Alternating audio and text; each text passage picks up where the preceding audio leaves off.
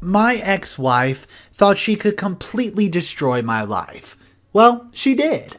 But guess what? The revenge is on my side of the court, and a few years later, I finally get some sweet karma. I got back at my ex-wife after she ruined my life. When I saw her at my new workplace, I was extremely angry, and I wanted to do so many unspeakable things to her right then and there. 7 years was not long enough for me to recover from what she's done to me. I lost everything and had to rebuild from scratch after she made everyone turn against me. I moved to a different state to get away from her, but my ex-wife was sitting there at the newest company where I was a senior executive manager. My history with Charlene is long and ugly, and I would have died happily without coming into contact with her ever again after our divorce. I met Charlene when I was still young and had a startup business that was doing well. We got married only 1 year after we started dating, because, well, she was pregnant with my child. Things between us started getting rough after our daughter was born. Charlene spent most of her time at her parents' house, even though the baby was still very tiny, leaving her with a nanny. I complained many times and even told her parents about it. But they turned against me and said that I was putting too much pressure on her because she was depressed. Our communication became worse with time, and the only thing we talked about was the child. When the child was a few months old, I found out that she was not mine and Charlene had been cheating with a colleague for a while. I kicked her out of the house that very night and went to file for divorce a few days later. During this time, I was the one providing for her, since she did not want to go back to work after giving birth. I did not stop her cards, though, because I knew she had a child, and it wasn't the child's fault. I was not even supposed to have to pay her anything in the divorce. I did have proof that she's been deceiving me for years now. But she lied and said that I had been emotionally abusive and controlling towards her. Her parents lied on the stand and said that she had once gone to their house with bruises. Needless to say, with her fabricated proof and false statement from her friends who were there with her, I had to give up half my business as well as the house to her, because, curse of being the man. My business, which I've been doing so well with, suffered because of the allegations against me. My family all took her side since she's always been a good actress, and I was left with no family and a failing business, and I had to pay her a lot of money in the settlement. No one wanted to do business with me or hire me in the town anymore, so I moved away, with a lot of debt from trying to keep my business afloat, while she just kept my house and all that money.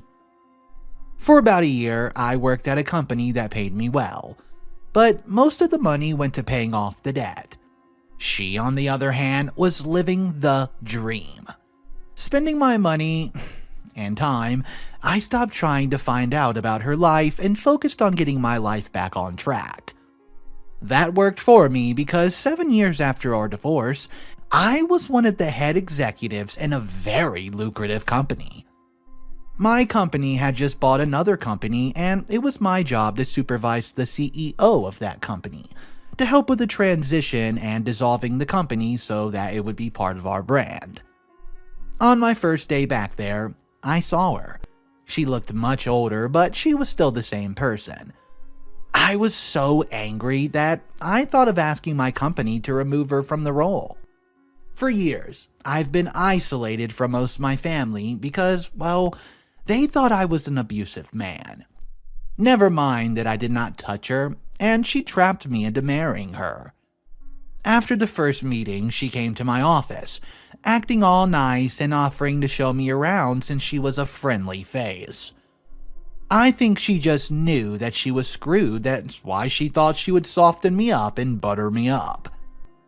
I told her that I already had a tour and for her to leave me alone.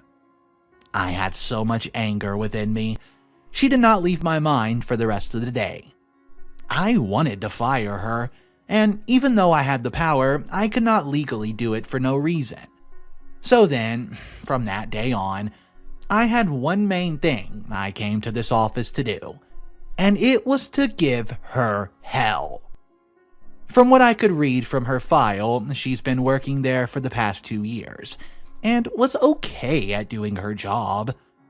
I guess the money she milked from me had finally run out, so I did my best to make her life a living hell.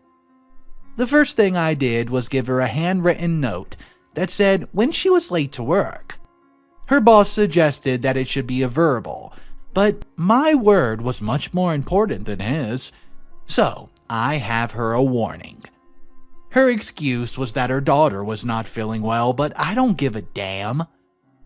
Later that day, she made a small error in a report that I requested from her. I made her redo it and reprint everything, knowing full well that the printer was broken, and would take her a long time in a non-air-conditioned room full of dust. Then, when everyone was about to leave for the day, I made her stay an hour extra, to do something that was useless because I wanted to waste her time. A few days later, my assistant from the other company came to work for us, but there was a shortage of offices. So I made Charlene give up her office, and made her take a small stuffy room with no aircon that no one wanted, knowing full well that it was smack in the middle of summer and the heat was killing. She was so angry when she had to pack her things that I thought she was going to knock me out. I heard her complaining about me to some of her colleagues, but that just made me send her extra work that she could not manage. She was always at the office, working without taking lunch breaks, because, well, I kept on demanding and demanding and demanding from her. She was also up for a promotion, which I knew everyone in the office wanted.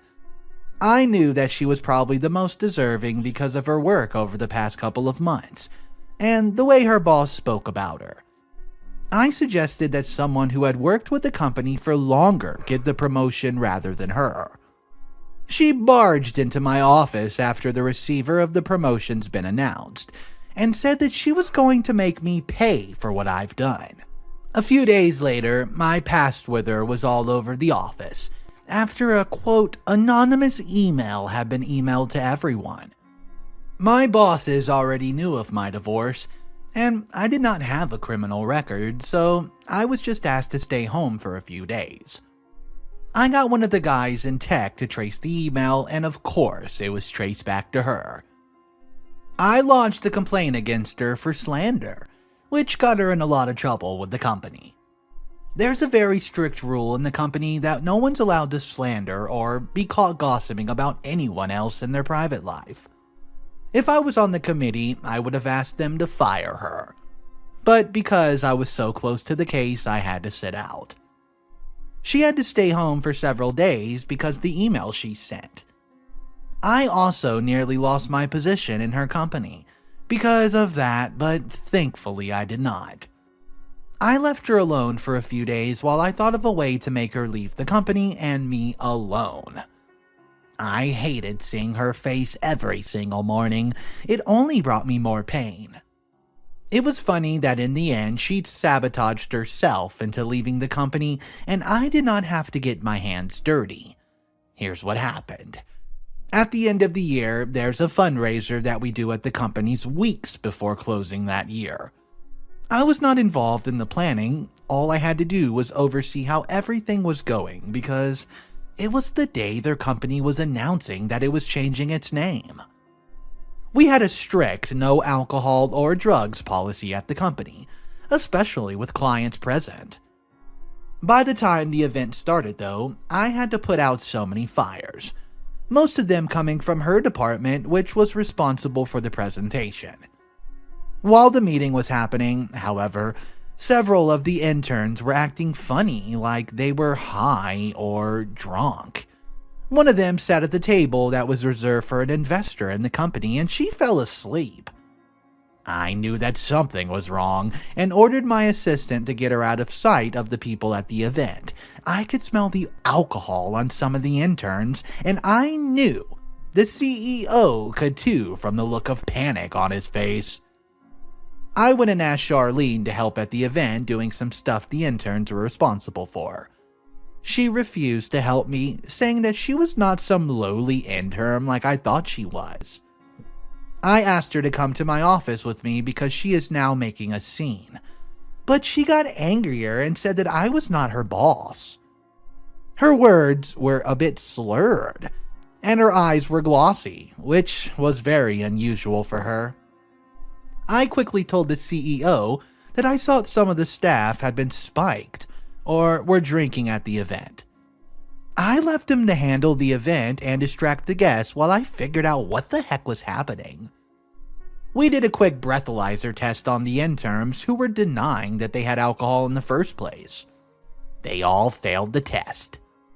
I asked them to tell me where they got the alcohol so I would not get them in trouble, but they did not want to say anything. I decided that we were most likely going to terminate their contacts if they did not tell us anything. Then one of them finally confessed that they stolen some of the wine that was in my office.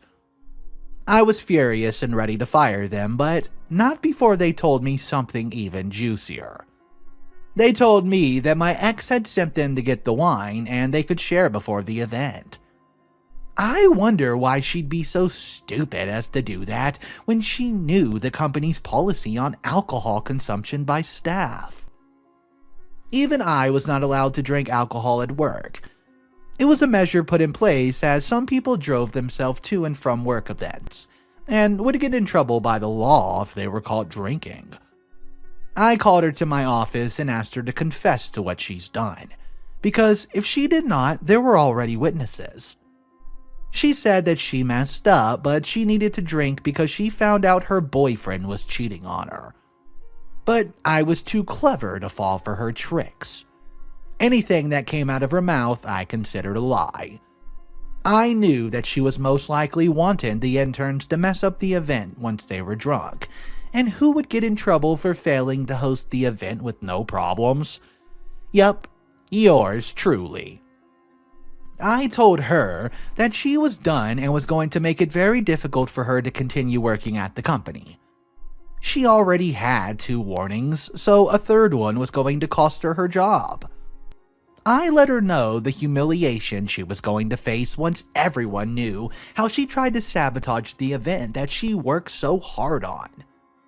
I enjoyed watching her squirm and try to find an excuse to get herself out of this mess. I told her to go home for the rest of the day and we would deal with the matter the next day.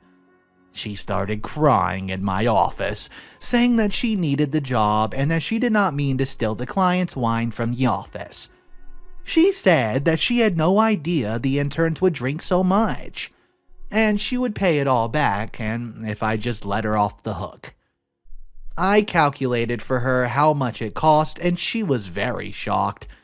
So she began begging me to just let it go. She knew that I was being so hard on her because of our past together, and she wanted to fix things between us. I reminded her of how no one wanted anything to do with me after her wild accusations. She got my house, she took away a daughter from me, she took me and the shared custody of her daughter with the father, and she did not have the house anymore either. Hence her moving to a different city. A long time ago, I would have cared, heck, maybe even felt sorry for her, because of the way her life was so messed up, but I don't care anymore. She went home and I went back to handling our fundraiser. By the end of the day, I had told our bosses everything that she did, and he was furious and wanted to fire her immediately. I, on the other hand, wanted her to have a long and humiliating disciplinary event. I enjoyed having the power to decide where her future with the company would be, just as she decided my future all those years ago. The next morning, there was an email of resignation from her. She wanted to resign effective immediately, but I had other plans for her. Everyone at the office now knew what she's done, and she was to talk to the company. I forced her to serve 2 weeks of notice before letting her go. The company also sent her an invoice for the alcohol that she had the intern steal. I wanted to lay a charge on theft against her if she did not actually pay us the money that she owed us. She served her 2 weeks, but I made sure they were hell. I did her a favor by giving her tons of work so she would not have to leave her office and face the other employees, who were not happy with her. They worked hard to organize the event after all. She was very miserable during her last 14 days at the office, and on the last day when she packed her stuff up, she came to my office. She gave me the money that she owed me on the wine and said that she hoped I was happy now that she was out of a job. I told her that was her choice to resign. At least she would keep some of her dignity, which she would not have if I fired her. When she finally left the company, I was so happy I felt like throwing a party. I was satisfied now that she's lost everything like I once had. Maybe she would start over at a new company, but she could not use our company as a reference when looking for a job. I forgot about her months later when I was driving to a meeting for work, when I saw her on the street where jobless and homeless people can be found begging for money.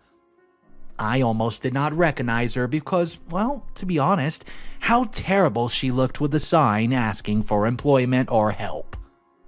I wonder how she'd fallen so low when she used to have so much. Even when I lost everything, I did not find myself on the streets. It was her own fault life was punishing her for the lies she told about me that cost me everything I had. It looks like another story where karma struck. I want to know one thing from you guys in the comment section down below. Do you think OP went a little overboard with the way he treated his ex-wife? Or do you think she totally deserved all of it? Drop your thoughts down below as I love hearing your opinion. Our second story on the day is an Am I the A-hole? Am I the a-hole for favoring my scapegoat brother over his golden child twin sister?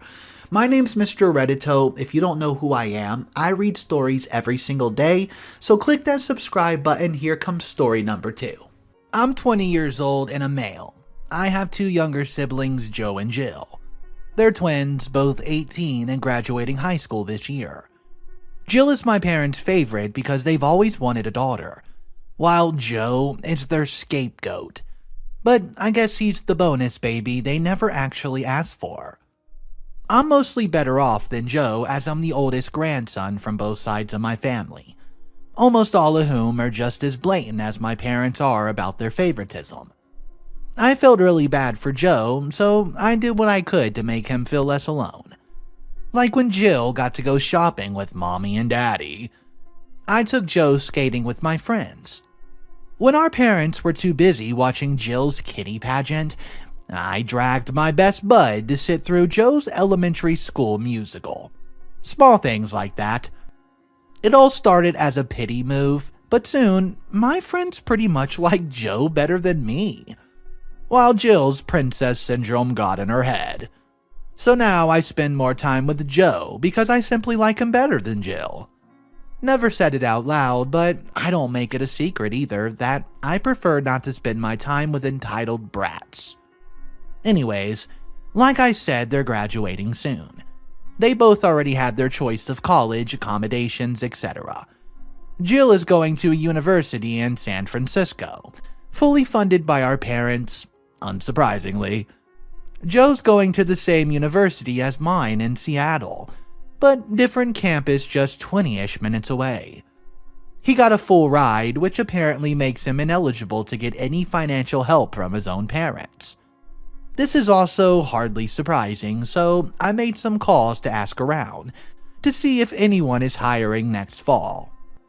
I did this while on FaceTime with Joe. I was reassuring him that we'll find him a job that doesn't suck and pays enough.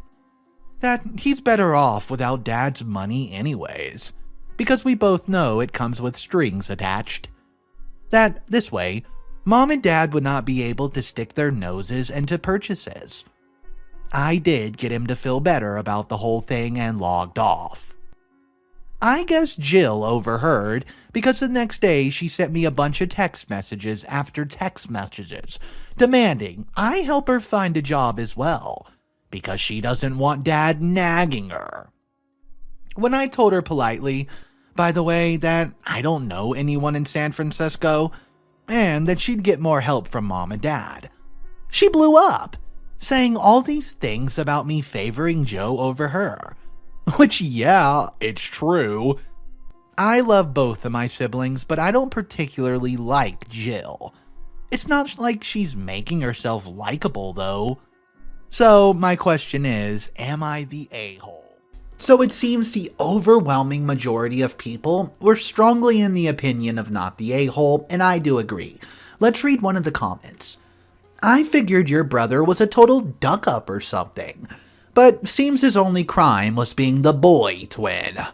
Duck-ups don't get full rides to college.